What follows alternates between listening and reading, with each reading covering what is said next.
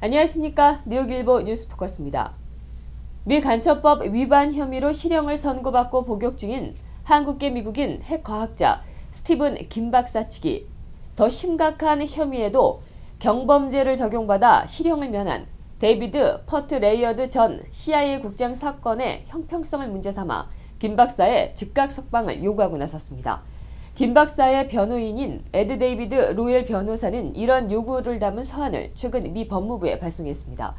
누구나 예측할 수 있는 북한의 핵실험 관련 정보를 언론에 얘기했다는 이유로 징역형을 선고받은 김 박사의 사건과 고급 국가안보와 외교 비밀을 불륜 상대에게 통째로 넘기고도 집행유예를 선고받은 퍼트 레이어드 전 국장의 사건이 미국의 이중적인 사법 체계를 적나라하게 드러냈다는 것입니다. 김 박사는 폭스뉴스 제임스 로젠 기자에게 북한의 추가 핵실험 가능성과 관련한 기밀 정보를 유출해 이를 보도하게 한 혐의로 2010년 8월 기소돼 오랜 법정 다툼 끝에 플리바겐을 통해 중범죄를 인정, 징역 18개월에 합의한 뒤 지난해 7월부터 복역 중에 있습니다. 반면 퍼트 레이어스 전 국장은 자서전을 집필하던 여성 작가 폴라 브로드웰과 불륜에 빠져 미 대통령이 연관된 기밀 정보 등을 무더기로 제공하고 관련 조사 때 FBI의 의도적인 거짓 진술을 했음에도 불구하고 법무부와 경범죄 혐의에 합의해 집행유예 2년과 벌금 4만 달러를 받는 데 그쳤습니다. 로엘 변호사는 서한에서 김 박사와 같은 하위 직원이 간첩법으로 기소당하는 것은 이들이 쉬운 표적이고 국가 권력에 맞서 싸울 만한 자금과 정치적인 연고가 없기 때문이라고 지적했습니다. 한편 현재 메릴랜드주에 위치한 교도소에 수감 중인 스티브 김 박사와 관련된 영화는 온라인을 통해 확인할 수 있습니다.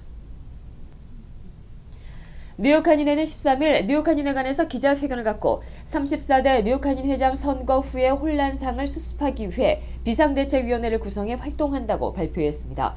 비상대책위원회는 민승기 회장을 의장으로 하고 유창원 현 이사장, 강석희, 박명구 등 70여 명으로 구성되어 있습니다. 비상대책위원회는 기자회견을 통해 뉴욕 한인회 역대 회장단 협의회에 자진 해산을 요구하고 민경원 회칙위원장에 대해 이사회에서 탄핵이 결정될 때까지 직위를 정직시킨다고 발표했습니다. 민승기 뉴욕 한인 회장은 비상대책위원회 구성은 뉴욕 한인회 회칙 제61조 대책위원회에 명시된 천재지변 등으로 인한 위급 상황에 처하거나 본회 존립 또는 권위에 심각한 위협이나 도전 등에 직면했을 때 회장이 소집하는 기구로서 본회의 주요 임원이나 본회 관할구역 내에서 활동하고 있는 주요 단체의 임원들로 구성되며 본회 회장이 의장이 돼 상황이 종료될 때까지 한시적으로 운영된다는 조항에 따른 것이라고 밝혔습니다. 민경원 회칙위원장의 정직 결정에 대해 민 회장은 회칙에 규정된 바는 없으나 본회 존립에 심각한 영향을 주고 있는 민 위원장을 비대위에서 정직시키기로 결정했다고 말했습니다. 뉴욕 한인회 역대 회장단 협의회는 각 한인신문 14일자 지면을 통해 동포 여러분들께 드리는 길 제하의 임시총회 소집 광고를 게재하고 31일 오후 7시 플러싱 대동연회장에서 뉴욕 한인회 민승기 회장과 유창원 이사장 탄핵을 위한 임시총회를 개최한다고 발표했습니다. 김석주 회장과 역대 회장 13명의 명의로 게재된 광고에는 역대 회장단 협의회가 수차례 걸쳐 뉴욕 한인회 행정이 이성적이고 합리적인 방향으로 진행될 수 있도록 지적했으나 민승기 현 회장을 비롯한 임원진은 지속적인 파행과 상식이 결여된 언행을 일관해 왔다며 이에 따라 임시총회를 개최한다고 발표했습니다. 봄과 함께 한인들을 찾아온 시인 이혜인 수녀가 뉴욕과 뉴저지에서 공개 강의를 펼치고 있습니다. 이혜인 수녀는 14일부터 18일까지 매일 한 차례씩 모두 5차례 이혜인 수녀와 함께하는 시와 삶의 이야기라는 강의를 진행하고 있는데 5강의는 모두 매번 주제와 내용이 다르게 진행되고 있습니다. 이혜인 수녀는 14일 뉴저지 메이플우드 한인 성당에서 첫 번째 강의를 갖고 2009년 4월부터 알아오고 있는 암의 투병기, 수녀원 생활, 김수환 추기경, 성철 스님 등 저명 인사들과의 교류기, 사순 시기에 종교인들이 실천해야 할 영성 등을 아주 쉽고 일상적인 내용으로 강의했습니다. 뉴저지 메이플우드 한인 천주교회가 주최하는 이번 강의는 가톨릭 신자든 비신자든 누구나 자유롭게 참석해 삶의 문제를 생각하고 이야기할 수 있습니다. 주최 측은 편리한 시간과 장소에 언제라도 와도 좋다며 한인들은 종교에 관계없이 누구나 자유롭게 참석할 수 있다고 말했습니다. 각 강의 후에는 이혜인 수녀가 직접 자신의 저서에 사인을 해주는 시간도 마련됩니다. 30여 년 전 미국에 입양된 뒤 두 가정에서 갖은 학대와 폭행에 시달렸으나 재기에 성공한 한국계 입양아가 서류 미비자로 몰려 추방 위기에 놓여 있습니다. 그를 입양한 뒤 학대만 해온 두 가정의 부모들이 처음부터 미국 국적 취득 신청을 하지 않은 무책임 때문입니다. 한국말 한마디 할 줄 모르는 30대 한국계 입양아 애덤 크랩스에 기구한 사연이 알려지자 14일 아시아계 시민단체들이 나서 강제 추방을 막자는 캠페인이 벌어지고 있어 눈길을 모으고 있습니다. 크랩서는 오는 4월 2일 법원에서 최종 심사를 앞두고 있습니다. 미 해군이 한국 등 6개국을 아시아 지역 전략적 협력국으로 지목했습니다. 16일 미 해군에 따르면 지난 13일 발표한 21세기 해군력을 위한 협력 전략 보고서에서 전략적 이해관계 공유를 바탕으로 미국이 협력을 강화할 동맹국으로 한국을 비롯해 호주와 일본, 뉴질랜드, 필리핀, 태국을 꼽았습니다.